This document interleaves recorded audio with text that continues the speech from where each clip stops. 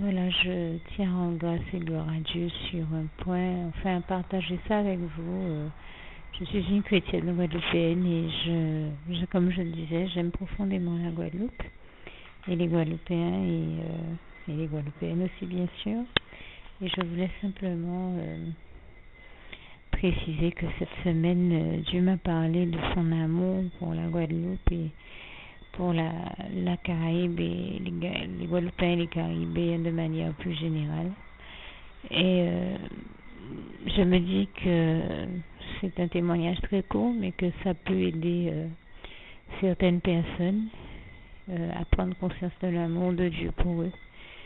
Et il me paraissait important de partager ça avec vous, de vous faire savoir que ceux qui communiquent avec Dieu entendent Dieu leur dire à quel point il nous aime et à quel point il aime son peuple, à quel point il aime tous ceux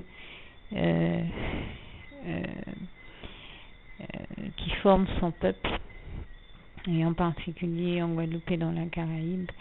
Et de toute manière, nous savons que les îles sont aimées de Dieu et c'est vérifiable dans la parole de Dieu, la Sainte Bible, notamment dans le psaume 97, versets 1, 2, 3 et 4. Et regardez bien la coïncidence.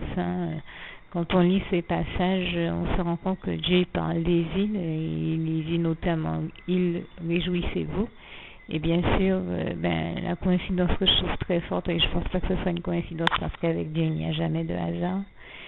Mais en tout cas, on va dire qu'il y a une corrélation à faire entre les deux. C'est que la plaque d'immatriculation des voitures en Guadeloupe est en 97.1, en Martinique en 97.2, en Guyane en 97.4. Or, du psaume 97.1 à 4, Dieu parle de son amour pour les îles. C'est vous dire comment Dieu aime la Guadeloupe, les Guadeloupéens, ainsi que la Martinique, les Martiniquais, la Guyane et les Guyanais, et tous les peuples de la Guadeloupe, de la Caraïbe et des Dom-Tom et toutes les autres îles de la terre par extension. Et toute la gloire en revient à Dieu, à Jésus-Christ et à son Saint-Esprit.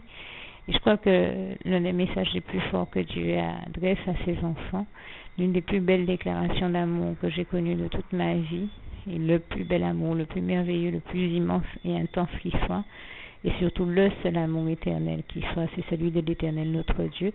Et donc la plus belle déclaration d'amour que j'ai entendue de toute ma vie, c'est la déclaration d'amour qu'il fait à tous ses enfants, Jérémie 31, verset 3. De loin l'Éternel se montre à moi et donc à nous tous, nous les Iliens. Et il nous dit, je t'aime, je vous aime d'un amour éternel. Et je crois que, et c'est pour ça que je te conserve ma bonté, ou que je vous conserve à tous ma bonté, et toute la gloire revient à Dieu, à Jésus-Christ et à son Saint-Esprit. Je crois vraiment que c'est un amour dont nous devons prendre le temps de mesurer l'intensité, l'immensité, que nous devons prendre le temps de considérer, parce que être aimé de Dieu, c'est le plus grand des honneurs qui soit. C'est le plus grand de tous les honneurs qui existent, et toute la gloire revient à Dieu, à Jésus-Christ, à son Saint-Esprit. C'est une chose que je tenais à vous témoigner, parce que pour moi, l'amour de Dieu, être aimé de Dieu, c'est la plus belle chose qui soit. C'est la garantie du bonheur. J'ai envie de dire que le véritable bonheur se trouve dans les bras d'amour de Jésus-Christ et nulle part ailleurs.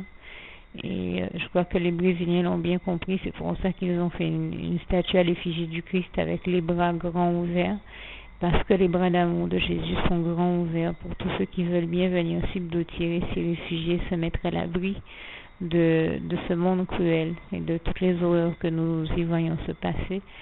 Je crois que c'est le seul endroit, le meilleur abri qui soit, mieux que tous les abris anti-atomiques, c'est les bras d'amour de Jésus-Christ.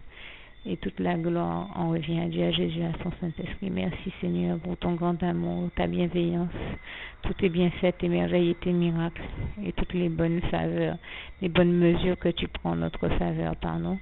Comme il est écrit en Job 5, versets 8 à 9, et dans le psaume 40, versets 6 à 7, que je vous invite à aller lire dans vos Bibles. Et je rends grâce et gloire à Dieu vraiment pour toutes les merveilles qu'il fait envers nous, et pour le merveilleux Dieu d'amour qu'il est. Je t'aime, éternel mon Dieu, merveilleux Papa d'amour, nous t'aimons, je t'aime et nous t'aimons, et vraiment toute la gloire t'en revient. Merci Seigneur, nous t'aimons.